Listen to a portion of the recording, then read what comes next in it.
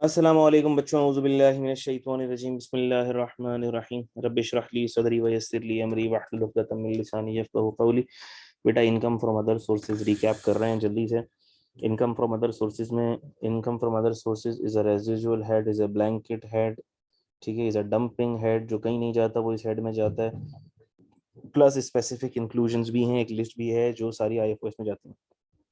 अच्छा भाई, एक बात तय है कि जो इनकम चार्जेबल टू टैक्स होती है अंडर एफटीआर, वो किसी हेड का पार्ट नहीं बनती है और उसूलन बननी भी नहीं चाहिए। डिविडेंड नहीं बनना चाहिए, पीओडी जो एफटीआर में जाता है नहीं बनना चाहिए, लेकिन हम प्रेजेंटेशन पर्पस के लिए सिर्फ इसलिए बनाते हैं क्योंकि आपका एग्जामिनर बनाता है।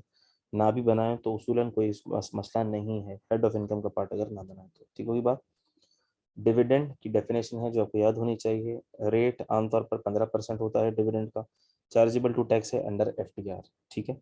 प्रॉफिट ऑन डेट और डिविडेंड की बात पहले करते हैं, बाकी बातें बाद में करते हैं। प्रॉफिट ऑन डेट एफटीआर है for individual AOP till 5 million, above 5 million NTR है इंडिविजुअल एओपी के लिए, और कंपनी के लिए तो हमेशा हमेशा से ही एनटीआर है। रेट क्या होता है? अगर एफटीआर है तो 15% का रेट है, और एनटीआर में जाएगा तो फिर आपको बताइए कि फिर वो नॉर्मल टैक्स रेजिम के हिसाब से टैक्सेबल हो जाएगा। अच्छा भाई, ये बातें हो गई सारी की सारी।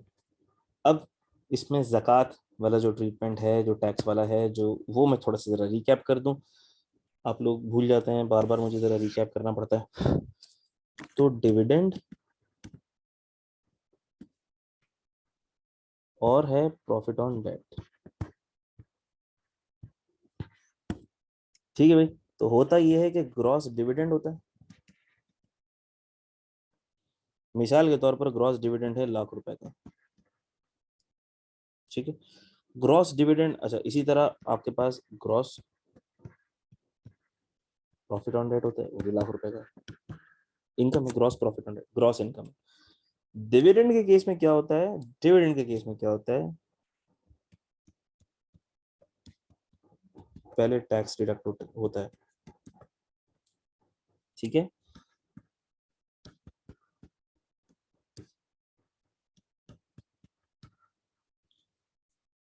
ठीक हो गई बात।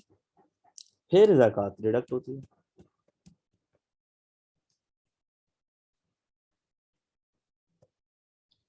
मिसाल के तौर पर 2,500, और ये आ गई आपकी नेट डिविडेंड इनकम।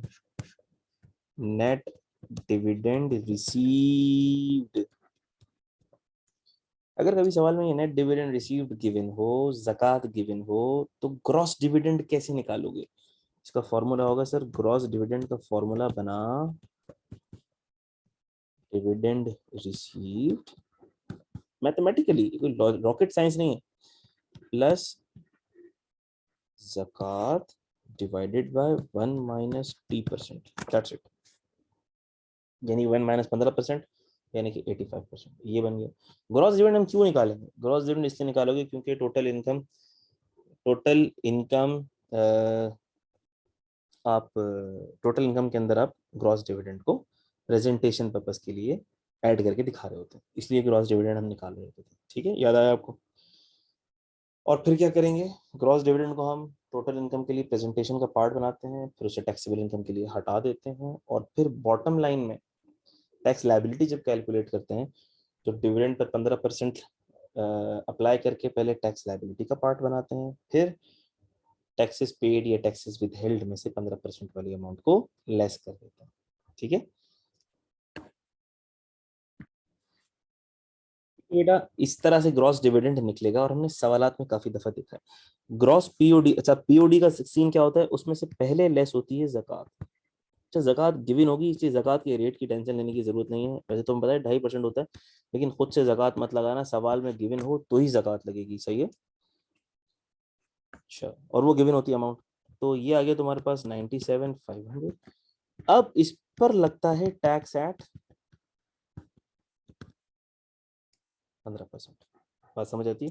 सो 97,500 का 15% निकाल लेते हैं बेटा, क्या बनता है?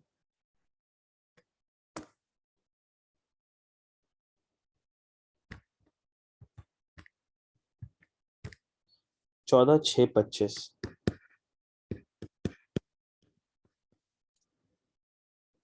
97,500 82,875 ये पीओडी रिसीव्ड गिवन होगा।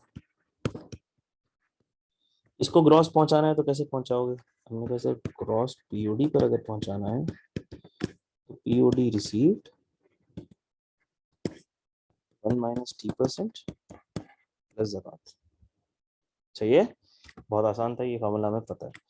अच्छा, ये तो होती है पीओडी की विदहोल्डिंग, लेकिन हमें पता है कि अगर, अच्छा पहली बात तो ये कि ये वाली ज़कात पे डिडक्टेबल अलाउंस मिलता है, इस ज़कात पे डिडक्टेबल अलाउंस नहीं मिलता। ठीक है, अगर कभी पीओडी नॉर्मल में जाएगा तो फिर ये ज़कात एज एक्सपेंस लेस हो सकती है उसमें से, लेकिन इस पर डिडक्टेबल अलाउंस नहीं मिलता जो पीओडी की ज़कात होती है। पीओडी के अलावा जो बैंक की ज़कात है उस पर मिल सकता है। अच्छा भाई, पीओडी की ज़कात पर डिडक्टेबल अलाउंस नहीं मिलता। अच्छा, ये एक बात हो गई। दूसरी बात, ये जो टैक्स है ये टैक्स विदहेल्ड है। अगर कभी एग्जाम में इस तरह से सवाल आ जाए तो पहले तो आप ग्रॉस पीओडी निकाल लेंगे, ग्रॉस पीओडी को टोटल इनकम का पार्ट बनाया, टैक्सेबल इनकम के लिए लेस कर दिया। अब जब आप टैक्स लायबिलिटी की वर्किंग करेंगे तो टैक्स लायबिलिटी में आप ग्रॉस पीओडी पे 15% लगाएंगे, यानी कि कितना बना, लाख पर 15%। ये आप 15,000 ग्रॉस टैक्स लायबिलिटी में ऐड करेंगे, टैक्स लायबिलिटी में, और बॉटम लाइन से जो लेस होता है उसमें क्या लेस करेंगे, टैक्स विदहेल्ड, जो कि कितना था 14,625। जो डिफरेंशियल होगा वो टैक्स लायबिलिटी में खुद ही ऐड हो जाएगा, आपको टेंशन लेने की जरूरत नहीं है। ठीक है, वही बात, ये मैंने क्विकली जरा सा रिकैप कर दिया। रॉयल्टी आपको जो गिवन होगी वो नॉर्मल वाली गिवन होगी, डेफिनेशन याद होनी चाहिए, तो उसको आप नॉर्मल इनकम का पार्ट बना लीजिएगा। एक केस था वेयर आर्टिस्टिक और लिटरेरी वर्क, जब वो 24 महीने से एक्सीड करता है तो टैक्स पेयर के पास ऑप्शन होता है कि वो करंट ईयर या तो पूरा करंट ईयर में टैक्स कर ले, या करंट ईयर में टैक्स कर ले plus 2 preceding tax years divide by 3 कर ले, जो भी अमाउंट हो। मिसाल के तौर पर 1 मिलियन का अमाउंट है, 1 मिलियन का अमाउंट उसने डिवाइड बाय 3 कर लिया, यानी कि 3,33,333। अब वो 3,33,333 को करंट ईयर में टैक्स करेगा, टैक्स तो तीनों ही करंट ईयर में होंगे लेकिन रेट चेंज हो जाएगा। बेसिकली जो 3,33,333 पिछले साल का रेट होगा वो पिछले साल के रेट के ऊपर टैक्सेबल हो जाएगा, और उससे पिछले साल का जो रेट होगा 3,33,333। अब मिसाल के तौर पर प्रीसीडिंग ईयर 1 और प्रीसीडिंग ईयर 2, उसमें रेट चल रहा था 5%, इसमें रेट चल रहा था 7%, तो और करंट ईयर में चल रहा है मिसाल के तौर पर 12%। तो होगा ये जो 3,33,333 है, एक तो करंट ईयर वाला हो गया, प्रीसीडिंग ईयर 1 प्रीसीडिंग ईयर 2, तो ये जो 3,33,333 और ये 3,33,333, ये 34 कर लो चलो, ये इस पे 12% लगेगा, इस पे 5% लगेगा, इस पे 7% लगेगा, और जो भी टैक्स लाएगा वो करंट ईयर में ही टैक्सेबल होगा। ठीक होगी बात, वो करंट ईयर के अंदर पे होगा बेसिकली। ओके,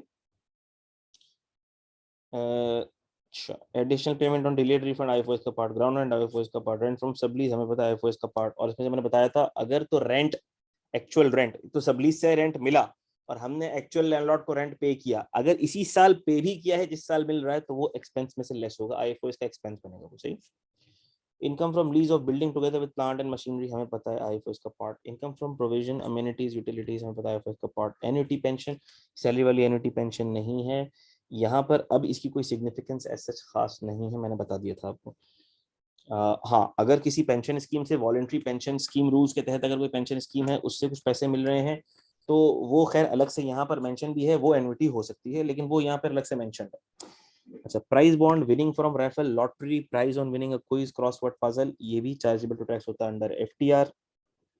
15% प्राइज बॉन्ड पर है, क्रॉसवर्ड पजल 15% प्राइस बॉन्ड और क्रॉसवर्ड पजल पर है, और बाकी सब पर 20% है, ये बस याद रख लेना। कंसीडरेशन फॉर द, अगर आपके पास, मिसाल के तौर पर इसकी छोटी सी मैंने मिसाल दी थी, किसी के पास ज़मीन है बलूचिस्तान के अंदर, किसी के पास ज़मीन है और उसने किसी को दे दी कि भाई ठीक है आप इसमें से ख़जाने निकालो और हमें इसका इतना रेंट दे दो, तो हमने कहा वो भी कहाँ जाएगा, आईएफओएस में जाएगा। ठीक है, और ठीक हो गई बात। अच्छा भाई, उसके बाद हमने ये देखा था पगड़ी वाला सिस्टम। पगड़ी वाला सिस्टम मैंने पिछले IFP की वीडियो में रिकैप कर दिया। जो भी amount the consideration received for vacating the position minus consideration paid for vacating the position, जो भी अमाउंट है उसको C+9 यानी 10 ईयर में चार्जेबल टू टैक्स कर दो स्टार्टिंग फ्रॉम करंट ईयर। ठीक है भाई, अगर कोई वॉलंटरी पेंशन स्कीम रूल्स में इन्वेस्टमेंट हुई हुई है और फिर आपके बुढ़ापे में जाके आपको उससे मंथली इनकम मिल रही है, चार्जेबल टू टैक्स होगी अंडर IFOS। और ये गिफ्ट वाला केस जो कि बहुत इंपॉर्टेंट, बहुत अच्छा, बहुत मजेदार लगता है, इस पर हमने बहुत बहुत टाइम लगाया है। मिड टर्म में भी सवाल आया दिया मैंने, एनुअल में भी सवाल, फाइनल मॉक में भी सवाल दिया। अभी आपको हिफ्ज हो जाना चाहिए, हिफ्ज हो जाना चाहिए, हिफ्ज हो जाना चाहिए। ठीक है, गिफ्ट का ट्रीटमेंट आपको हिफ्ज हो जाना चाहिए। गिफ्ट मिल रहा है रिलेटिव से और मिल रहा है नॉन रिलेटिव से। नॉन रिलेटिव से मिल रहा है तो ये तो रिसीवर के लिए IFOS का पार्ट बनेगा ही बनेगा। रिलेटिव से मिल रहा है, देखेंगे मॉनेटरी गिफ्ट है, नॉन मॉनेटरी गिफ्ट है। नॉन मॉनेटरी गिफ्ट है तो नॉट टैक्सेबल, हमें बताया capital resource not taxable. Monetary है, कैश में रिसीव हुआ है, बैंकिंग चैनल से रिसीव हुआ है। कैश में रिसीव हुआ है टैक्सेबल, बैंकिंग चैनल से रिसीव हुआ है नॉट टैक्सेबल। ठीक होगी बात, आसान बातें थी ये सारी की सारी।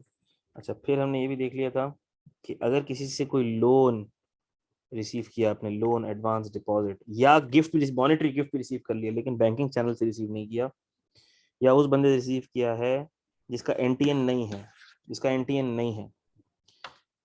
आमतौर पर CNIC फिर NTN कंसिडर होता है, तो ये वाली कंडीशन तो मीट हो जाती है क्योंकि फिर CNIC NTN कंसिडर हो जाता है। बेसिकली बैंकिंग चैनल वाली मेन कंडीशन बाकी रह जाती है। अगर बैंकिंग चैनल से नहीं लिया तो फिर लोन, एडवांस, डिपॉजिट कुछ भी हो, कैश में लिया है, इनकम फ्रॉम अदर सोर्सेज बन जाएगा रिसीवर के लिए। हाँ, लेकिन सेल या सप्लाई ऑफ गुड्स का जो एडवांस है वो इस क्लॉज के स्कोप में नहीं आता।